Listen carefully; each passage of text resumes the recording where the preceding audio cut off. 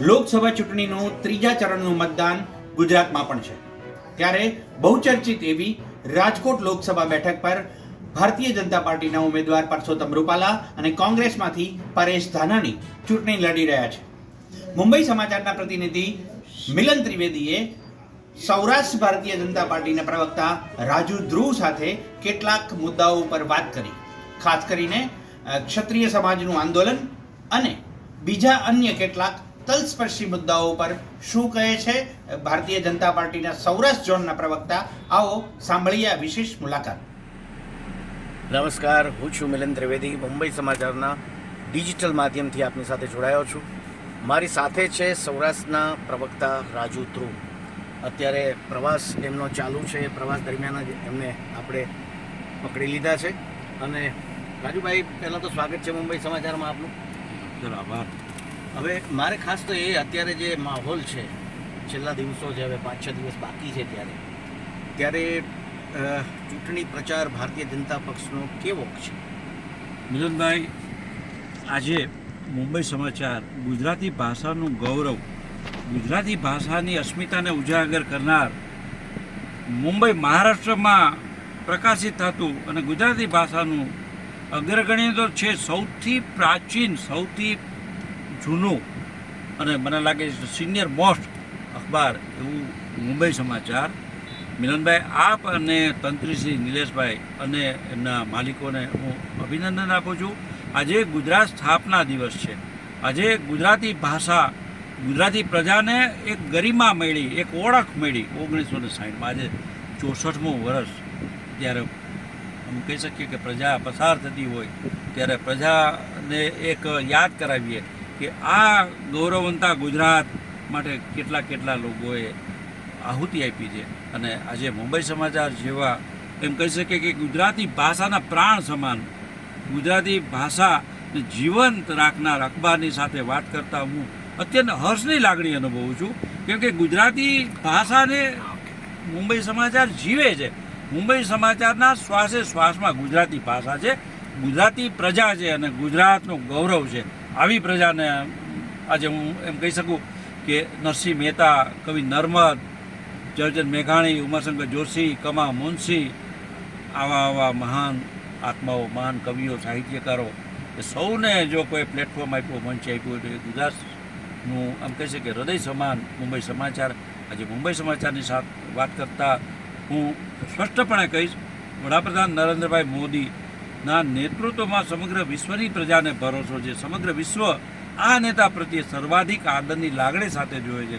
ભારતના સૌથી લોકપ્રિય વડાપ્રધાન, ગુજરાતના પનોતા પુત્ર, ગુજરાતના સપૂત એવા નરેન્દ્રભાઈ મોદીએ જ્યારે ગુજરાતની પ્રજા પાસેથી અપેક્ષા રાખી 26 બેઠકની, એક બેઠક પ્રજાએ ઓલરેડી આપી દીધી છે. બાકીની 25 બેઠકોની ચૂંટણી યોજાઈ રહી છે 7મી તારીખે.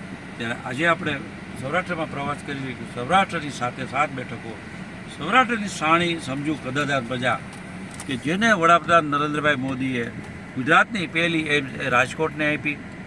ઇન્ટરનેશનલ એરપોર્ટ, વિશ્વમાં અગ્રીમ કહી શકાય એવી હરોળનું ભારતના અગ્રગણી એરપોર્ટ પૈકીનું એક રાજકોટ ઇન્ટરનેશનલ એરપોર્ટની વાત હોય, કે સૌરાષ્ટ્ર નર્મદા અવતરણ યોજનાની વાત હોય, રાજકોટ અમદાવાદ વચ્ચે રેલવે લાઇનની ડબલ ટ્રેક કરવાની વાત હોય, રાજકોટથી એમ કહી શકીએ કે 6 માર્ગ હાઈવેની વાત હોય, સૌરાષ્ટ્રના દરિયાકાંઠે 6 માર્ગી હાઈવેની વાત હોય, કે ઉજ્જૈન મહાકાલ તો બધા જ થયા છે જી, ના નથી. પણ અત્યારે પ્રચારનું તમારું વેગવંત તો કેવું છે એ મારે જાણવું છે.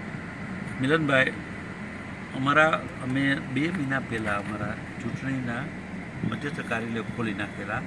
જેપી નડ્ડાજી ગુજરાતની મુલાકાતે આવી. એક ઉમેદવારનું નામ સૌથી પહેલું એમણે જાહેર કર્યું હતું, અમિતભાઈ શાહ. ત્યારે ગુજરાતની 25 બેઠકો માટેના લોકસભા મધ્યસ્થ ચૂંટણી કાર્યાલયો 23 માર્ચના દિવસે ખોલી નાખ્યા. ત્યારે તો બહુ સરસ થઈ ગયું હતું. ત્યારે અમારો પ્રચાર પ્રસાર ચાલુ ત્યારથી થઈ ગયો છે. આજે વડાપ્રધાન જ્યારે ત્રીજી વાર નરેન્દ્રભાઈ પ્રધાનમંત્રી બનવા તરફ જઈ રહ્યા છે, ત્યારે સૌરાષ્ટ્રની પ્રજાના હૈયે એક હરખ છે, એક ઉમળક છે, એક લાગણી છે. ત્યારે આ પ્રજા, કદરદાન પ્રજા, નરેન્દ્રભાઈનું ઋણ ઉતારવાનો જે અવસર આવ્યો છે, મોકો આવ્યો એને નહીં ચૂકે તો મને પ્રજા. હવે સાહેબ, આપણે જ્યારે પ્રચારની શરૂઆત થઈ ત્યારે તો બધું સ્મૂથ હતું. પછી અચાનક પરસોત્તમભાઈ રૂપાલાના મુખેથી એક એવી વાત નીકળી કે ક્ષત્રિયો એમની વિરુદ્ધમાં અત્યારે મોરચો ખોલી અને બેઠા છે. તો આ તમને કેટલું ઇફેક્ટિવ રહેશે? હું માનું છું કે પ્રજાના તમામ વર્ગો, તમામ લોકો વડાપ્રધાન નરેન્દ્રભાઈ મોદીને ત્રીજી વાર વડાપ્રધાન બનતા છે. એ ક્ષત્રિય સમાજ કહે જ છે કે અમારે મોદી સાહેબ સામે કોઈ વાંધો નથી, વાંધો છે પુરુષોત્તમ રૂપાલા સાહેબ સામે, અને એ કેટલીક અસર કરશે? હું માનું છું કે ક્ષત્રિય સમાજ ઉદાર છે. નહીં, હવે એ બધી જ પતી ગઈ છે વાત, એટલે કેમ કે બધાએ વડાપ્રધાનને અપીલ કરી લીધી હવે છે વડાપ્રધાન- અને બધાને સંકલન સમિતિએ એવું કહી દીધું છે કે ભાઈ એ વાત જવા દો. નહીં, એટલે મારું આપને એ જ કહેવું છે કે જ્યારે દેશના હિતની વાત હોય, સમગ્ર વિશ્વમાં ચારે બાજુ કોરોના પછી અરાજકતા છવાઈ છે. આજે એક બાજુ ઇઝરાયલને હમાસો વિચારે છે, ચાઇના આપણા સીમાડાઓ ઉપર ટાંપ નાખીને બેઠું છે. પાકિસ્તાન ક્યારે શું કરે, આતંકવાદની હંમેશા ભારતમાં નિકાસ કરતું પાકિસ્તાન બેહાલ થયું છે. ત્યારે ભારતની પ્રજાને પાસે એકમાત્ર એમ કહી શકીએ કે એક દીવાદાંડી સમાન નેતૃત્વ છે નરેન્દ્રભાઈ મોદી.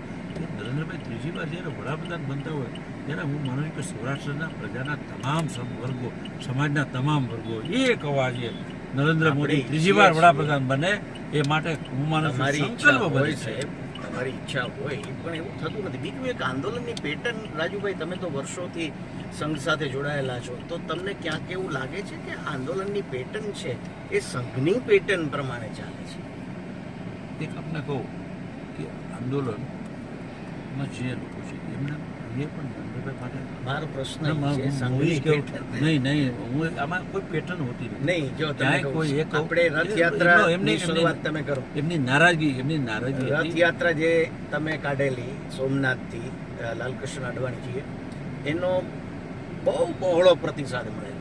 સેમ રથયાત્રા સંકલન સમિતિ દ્વારા ક્ષત્રિય સમાજે એ પ્રમાણે 7 રથ કાઢ્યા.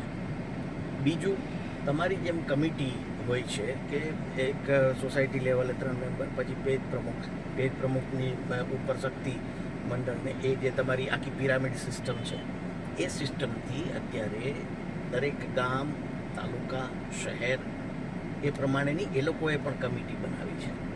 તો ક્યાંક એવું લાગે છે તમને કે આ સંઘની પેટર્ન પ્રમાણે ચાલે છે? તો કોઈ તમે સંઘનો કોઈ નારાજ ભૂતકાળમાં રહી ચૂકેલો સંઘ સાથે અત્યારે ન હોય એવા કોઈ નેતા આની પાછળ દૂરી સંચાર કરતા હોય? હું સ્પષ્ટપણે નકારી કાઢું છું આ વાતને. આ વાતમાં એક પણ ટકો તથ્ય નથી. મેં અગાઉ પણ ઘણીવાર વાત કરે છે કે ઘણી બધી વસ્તુ અટકળોના ભાવ ચાલતી હોય છે, પરંતુ ગુજરાતની પ્રજાની પાસે તો એક અમૂલ્ય અવસર આવ્યો, એક મહાઅમૂલ્ય અવસર આવ્યો છે. નરેન્દ્ર મોદી ગુજરાતનો પનોતો પુત્ર, ગુજરાતનો સપૂત. અરે સરદાર વલ્લભભાઈ પટેલને અન્યાય કરવામાં પંડિત જવાહરલાલ નહેરુ, શ્રીમતી ઇન્દિરા ગાંધી, શ્રીમતી સોનિયા ગાંધી અને કોંગ્રેસના તમામ લોકોએ કોઈ કસર નથી છોડી. એમની હયાતીમાં પણ એમને અન્યાય કરવામાં આવતો હતો. એમના મૃત્યુ બાદ પણ એમની યાદને ભૂલાવવા માટે કોંગ્રેસે જે હિચકારા પ્રયાસો કર્યા છે, એની સામે આ ગુજરાતનો સરદાર પટેલ પછીનો બીજો સપૂત જ્યારે ત્રીજી વાર વડાપ્રધાન બનતો હોય સાહેબ, ત્યારે આ ગુજરાતની પ્રજા સંપૂર્ણપણે રાષ્ટ્રવાદમાં માનતી પ્રજા, હિન્દુત્વમાં માનતી પ્રજા, ખોબલે ને ખોબલે મત સૌરાષ્ટ્રમાં 7 બેઠકો પર ભારતીય જનતા પક્ષના ઉમેદવારોને આપી વિજેતા બનાવી નરેન્દ્રભાઈ મોદીની જોડીમાં 7 કમળ આપશે એવો હું વિનમ્ર ભાવ સાથે કહું છું. મને સૌરાષ્ટ્રની પ્રજામાં ભરોસો છે. સૌરાષ્ટ્રની શાણી, સૌરપ્રેમી, બહાદુર પ્રજાએ જે રીતે અગાઉ પણ ભારતીય જનતા પક્ષને સાથ આપ્યો છે, એ જ રીતે આ વખતે ત્રીજી વાર નરેન્દ્રભાઈ મોદીને વડાપ્રધાન બનાવતી વેળાએ એ હું માનું છું નાની મોટી ઘણી બધી બાબતોને ઉદાર દિલીથી છમે ગણી ભારતીય જનતા પક્ષના તમામ ઉમેદવારોને વિજેતા બનાવશે.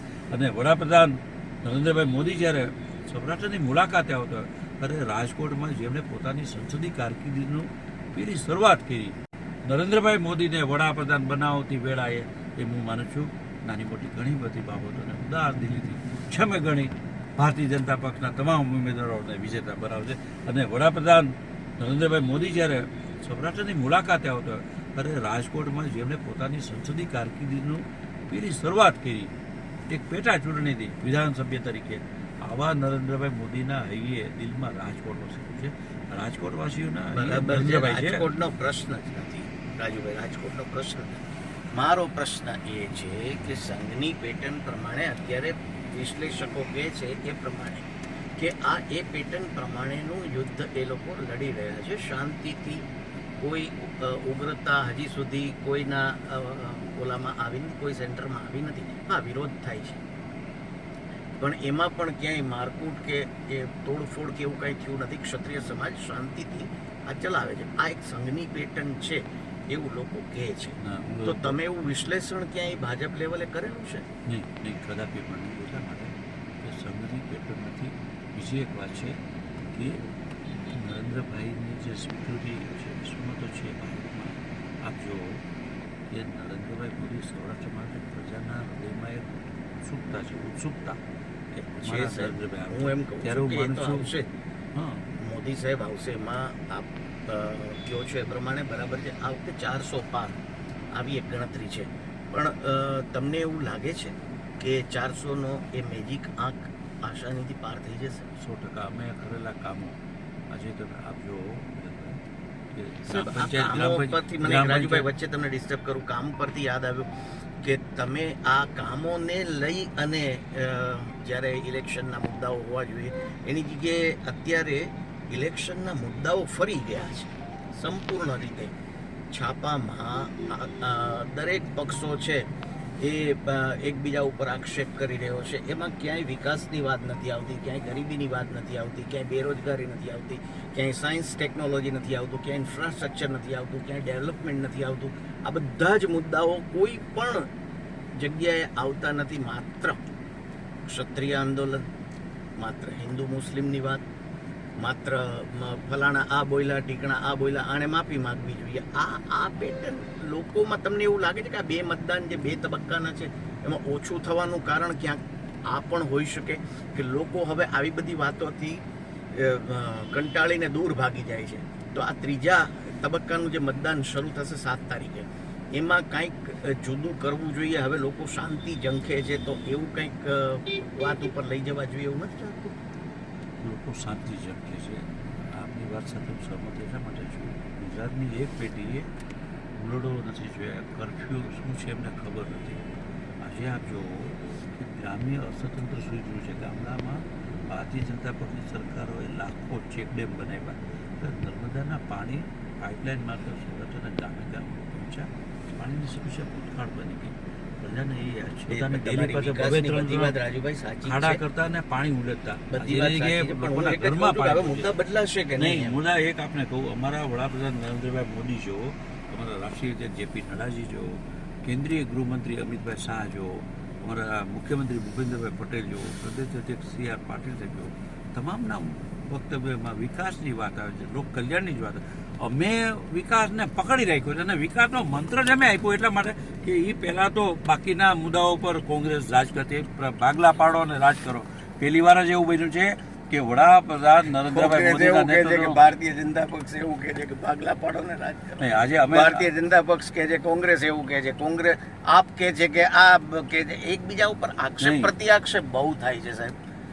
પણ આમાંથી પ્રજા, બીજું સાહેબ, આ તમને વચ્ચે સાઈડ બાય સાઈડ કહું, 65,000 લોકોએ ઇન્ડિયામાંથી આ વર્ષે US સિટીઝનશીપ લીધી. આ એક ન્યૂઝ છે. પરફેક્ટ, બરાબર સાહેબ. અમે એ રીતે વિચારીએ કે 65,000 ઇન્ડિયનોએ સિટીઝનશીપ મૂકી. સાહેબ આપ એ પણ જુઓ કે કેટલા NRI ભારતીયો જે અમેરિકાના સિટીઝન છે, ગ્રીન કાર્ડ હોલ્ડર, એ લોકોની સંખ્યા હજારો, 65,000 કરતાં વધુ છે કે જે હવે ભારતમાં આવવા માગે છે, સ્ટાર્ટઅપ શરૂ કરવા માગે છે. એને હવે ભારતમાં પોતાનો વિકાસ દેખાય છે, પોતાનું કલ્યાણ દેખાય છે. નવા આયામો ખોલ્યા છે.